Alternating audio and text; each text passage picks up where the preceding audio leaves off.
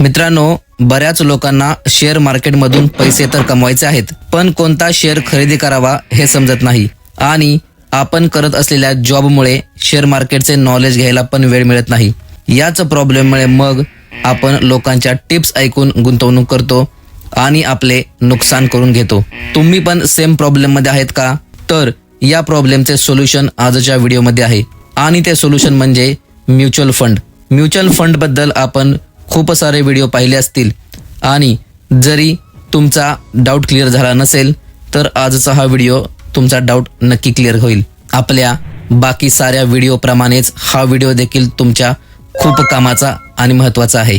आणि मेरा ये चैनल सब्सक्राइब करें और मेरे हर अपडेट आपको मिले, इसके लिए बेल आइकन जरूर दबाइएगा। म्युच्युअल फंड म्हणजे काय?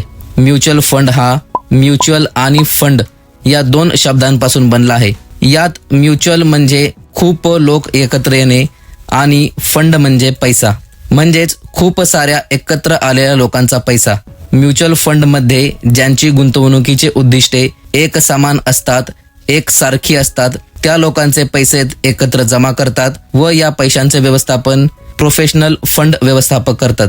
खूप साऱ्या लोकांचे एकत्र जमा केलेले पैसे नंतर इक्विटी, बॉन्ड, रोखे बाजारातील उपकरणे आणि इतर सिक्युरिटीज मध्ये गुंतवले जातात आणि याच्या बदल्यात प्रत्येक गुंतवणूकदाराला त्यांच्या गुंतवणुकीच्या प्रमाणात याचे युनिट्स दिले जातात। या युनिट्सला NAV म्हणजेच नेट ॲसेट्स व्हॅल्यू असे म्हणतात। आता हेच आपण एक उदाहरण घेऊन समजूया। समजा मी एक मार्केट एक्सपर्ट आहे व तुम्ही सर्व लोकांनी जसे की A ने 1000 रुपये, B ने 2000 रुपये, C ने 1000 रुपये, D ने 4000 रुपये आणि E ने 2000 रुपये जमा केले। या सर्वांचे मिळून टोटल 10,000 रुपये जमा झाले। आता हे 10,000 रुपयाचे मार्केटमधील वेगवेगळ्या स्टॉक्स, बॉन्ड्स, गव्हर्नमेंट सिक्युरिटीमध्ये गुंतवले जातात। जसे की 5,000 रुपये स्टॉक्समध्ये, 2,500 रुपये बॉन्ड्समध्ये आणि 2,500 रुपये गव्हर्नमेंट सिक्युरिटीमध्ये गुंतवले जातात। यात स्टॉक्सचे 5,000 रुपये गुंतवले होते त्याचे 100 युनिट मिळाले, बॉन्ड्सचे 2,500 रुपयाचे 50 युनिट आणि गव्हर्नमेंट सिक्युरिटीमध्ये 2,500 रुपयाचे 50 युनिट मिळाले। असे टोटल 10,000 रुपयांचे 200 युनिट मिळाले। आता हे 200 युनिट्स ज्यांची ज्या प्रमाणात गुंतवणूक होती त्यांना वाटले जातात।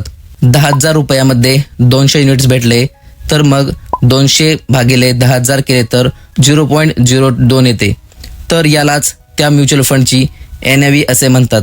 आता ही NAV 0.02 होईल, म्हणून A ला 1000 रुपयांच्या हिशोबाने 20 युनिट, B ला 2,000 रुपयांच्या हिशोबाने 40 युनिट, C ला 1000 रुपयांच्या हिशोबाने 20 युनिट, D ला 4,000 रुपयांच्या हिशोबाने 80 युनिट, तर E ला 2,000 रुपयांच्या हिशोबाने 40 युनिट मिळतील।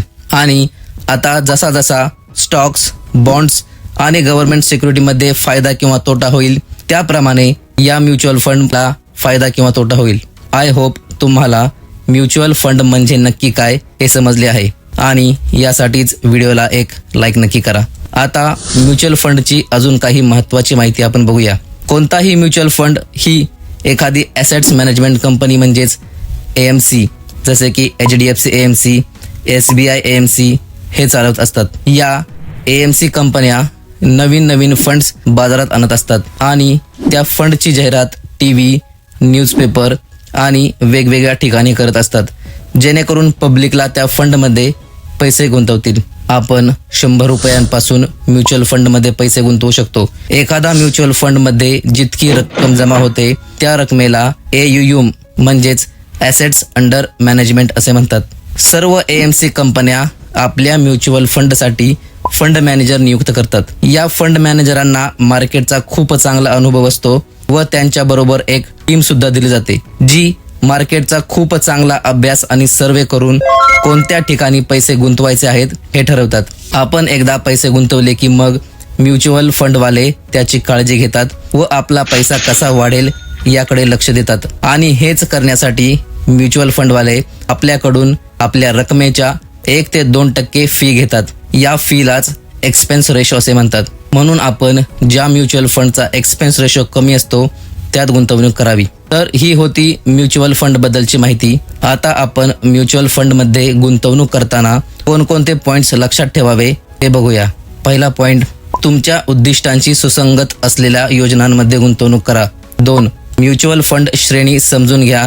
3. तुमची जोखीम भूक निश्चित करा. 4. तुमच्या गुंतवणुकीत विविधता आणा. 5. म्युच्युअल फंड कर आकारणी समजून घ्या. 6. शिस्तबद्ध गुंतवणुकीची सवय ठेवा. 7. उत्तम कर बचतीसाठी ELSS फंड निवडा. 8. गुंतवणूक करण्यापूर्वी चांगल्या म्युच्युअल फंडाचे विश्लेषण करा. 9. चांगला परतावा मिळवण्यासाठी तुमची गुंतवणूक अधिक काळ करून ठेवा. 10. वेळेवर तुमच्या गुंतवणुकीचे निरीक्षण करा. तर मित्रांनो, तुम्हाला हा व्हिडिओ कसा वाटला हे कमेंट करून नक्की सांगा. आपण नेक्स्ट व्हिडिओमध्ये म्युच्युअल फंडचे प्रकार कोणकोणते आहेत हे पाहणार आहे. आणि असे महत्त्वाचे व्हिडिओ मिस न करण्यासाठी आपल्या चॅनलला सबस्क्राईब नक्की करा. चला तर मग नेक्स्ट व्हिडिओमध्ये भेटू. Take care.